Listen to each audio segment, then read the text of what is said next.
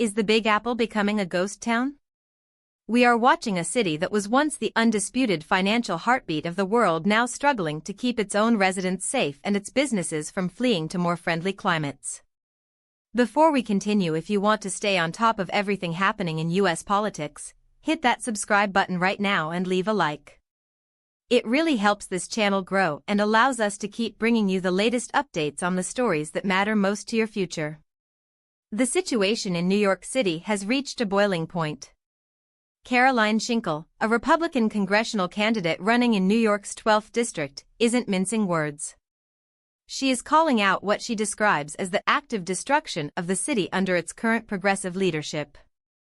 Schinkle, a corporate lawyer and an alumna of both MIT and Harvard, says the current policies coming out of the mayor's office and the far-left agenda are driving a stake through the heart of the city's economy. She points to high-profile exits, like Citadel CEO Ken Griffin choosing to pivot his investments toward Florida, as the direct result of a tax-the-rich agenda that is ultimately punishing the entire city's tax base.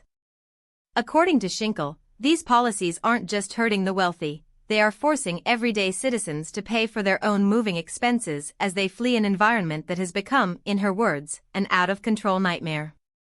We're talking about skyrocketing rents, regulatory burdens that make it nearly impossible for small businesses to thrive, and a cost of living that is effectively pricing the middle class out of the market. But it isn't just the economy.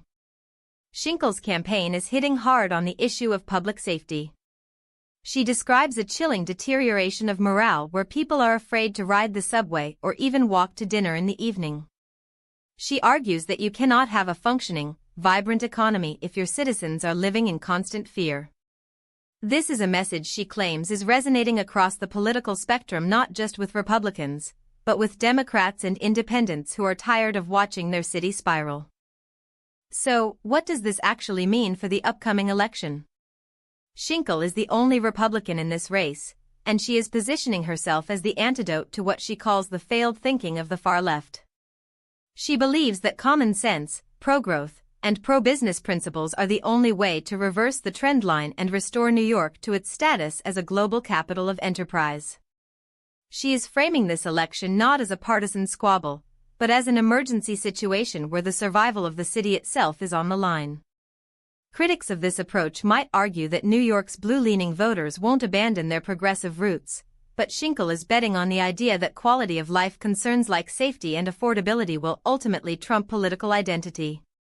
If she is right, we could see a massive shift in how the Big Apple is governed, potentially setting a precedent for other major American cities struggling with the same issues. If she is wrong, New York may continue its current trajectory, leading to further tax base erosion and perhaps a permanent shift in its global standing. This is a critical moment for one of the most important districts in the country. We are seeing a direct confrontation between two diametrically opposed visions for the future of urban America, one rooted in aggressive social redistribution and regulation, and the other calling for a return to market-driven, common-sense governance. The voters in the 12th district will be the ones to decide whether they want to stay the course or hit the reset button. So, what do you think about this? Do you believe the current policies are truly driving the city to the ground? Or is this just standard political rhetoric from a GOP challenger in a tough district? Drop your opinion in the comments below. I read every single one. The clock is ticking for New York. Whether the city chooses to shift its direction or continue down its current path will be one of the most watched outcomes of this election cycle. We will be here to track every development as the race heats up. Stay tuned, stay informed, and keep watching.